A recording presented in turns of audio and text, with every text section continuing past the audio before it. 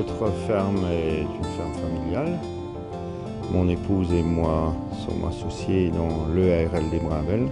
Alors on a commencé en 87 avec 42 hectares et 35 vaches laitières pour un quota de 180 000 litres. On a articulé notre développement durable, on va dire, en 2002 autour de la méthanisation, le séchage du fourrage, la remise en herbe de toutes les surfaces et l'agrément à l'agriculture bio.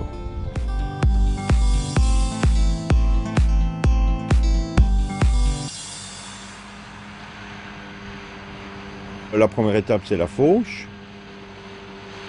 Après, je passe avec l'autochargeuse. On a une autochargeuse assez grosse qui fait 60 mètres cubes, ce qui veut dire qu'on récolte une remorque à l'hectare. Quand la remorque est pleine, on rentre devant le hangar. On a une travée de déchargement. Et là, il faut une personne sur le grappin, en haut, dans la griffe, pour emmener le fourrage dans les cellules.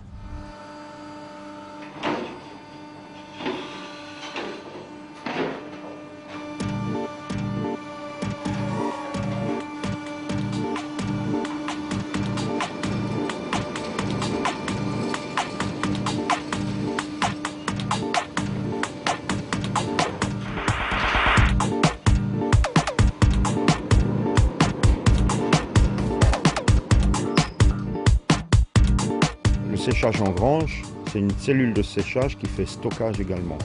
On le reprend avec la griffe qu'en hiver quand on le donne aux vaches. L'humidité est évaporée dans la cellule de stockage qui est posée sur un caillebotis intégral dans lequel on fait passer de l'air réchauffé par la chaleur fournie par la méthanisation.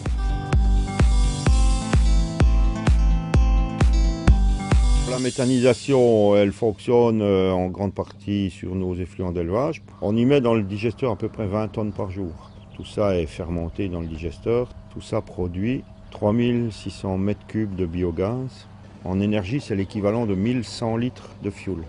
Bon, déjà, vous voyez, pour visualiser, on transforme 18 tonnes de déchets en 1 tonne 100 de fioul. Là, c'est le travail des bactéries dans le digesteur. Les 3600 mètres cubes de gaz sont consommés intégralement par le cogénérateur qui tourne en continu. Il produit 250 kW d'électricité par la génératrice qui est couplée au réseau public avec un compteur et tous les mois on facture à EDF le courant produit. Pour se refroidir, le moteur-là est refroidi par un circuit d'eau primaire. Là, on récupère à peu près 420 kW thermiques. C'est l'équivalent de 25 chaudières de maisons individuelles. Alors, la chaleur-là est distribuée au travers de 4 réseaux de chaleur. Et les 4 mois, mai, juin, juillet, août et des fois un peu septembre, toute la chaleur est dirigée vers le ventilateur du séchage en grange.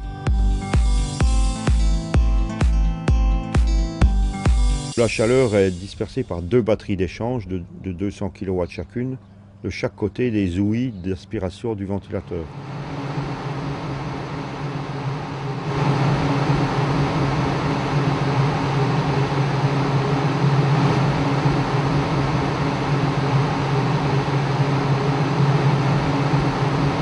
Le ventilateur, il pousse au travers du tas de foin 65 000 m3 d'air à l'heure. Et on ventile le temps qu'il faut jusqu'à que le fourrage il a atteint les 85% de matière sèche. Et là, on ressort un fourrage qui a une qualité optimale, puisqu'on n'a pas fané 2-3 fois sur le champ, il n'a pas perdu ses feuilles, il n'a pas perdu ses fleurs, il est resté vert et appétant. Et comme on ventile tellement qu'il atteint 90% de matière sèche, les vaches en ingèrent plus. C'est pour ça qu'on arrive à aller plus loin dans l'autonomie alimentaire parce qu'elles en ingèrent plus.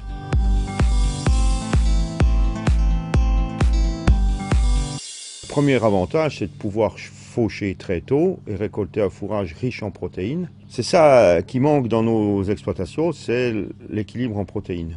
Les élevages conventionnels qui font du maïs ou du fourrage traditionnel manquent de protéines, achètent du soja. Moi, depuis 10 ans, je ne connais plus le prix du soja. On n'en a plus jamais acheté. En fauchant tôt, on a une repousse rapide. La repousse, elle commence en mai, elle se fait en juin, dans les mois où les journées sont les plus grandes. Donc on a une très bonne deuxième coupe, qui est aussi riche en protéines.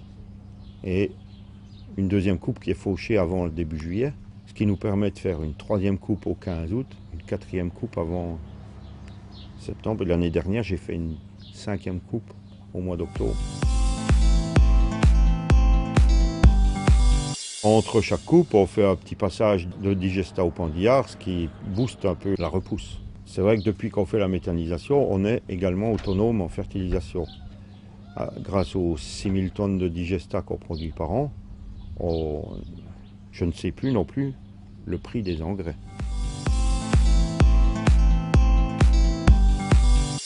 En hiver, on n'a pas de problème, on a le réseau de chaleur, on fait le chauffage central des maisons, de l'école intercommunale.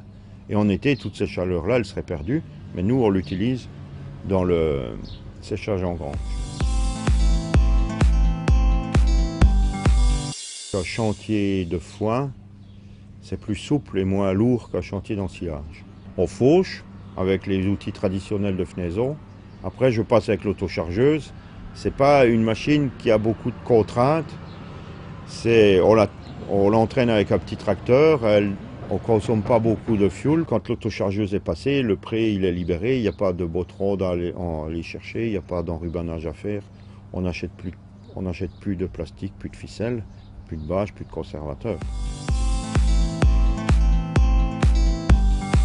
Bon, il y a l'autre méthode qui est l'ensilage d'herbe qui va aussi bien, mais au final, on n'a pas récolté la même qualité de fourrage, puisque dans un ensilage, il y a toujours un petit peu de pourrissement, un petit peu de fermentation qui fait que parfois il y a des germes qui se développent et qu'on peut retrouver dans le lait.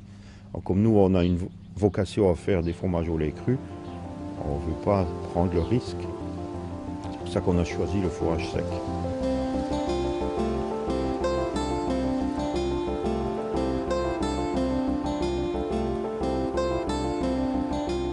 On a beaucoup reçu des programmes Interreg en échange, en information, en technique et puis en subvention aussi, il faut le dire. Hein. C'est pas nul, ça nous a aidé à construire tout ça et à le faire fonctionner. Alors maintenant, si on peut rendre notre expérience et la faire profiter à d'autres, c'est le bon cœur. Voilà. C'est tout. Et un séchage en grange, il peut très bien fonctionner et apporter les mêmes avantages dans un élevage en agriculture conventionnelle. Il y a beaucoup d'économies à faire pour produire beaucoup. Disons que moi je suis persuadé qu'on peut être écologiquement intensif.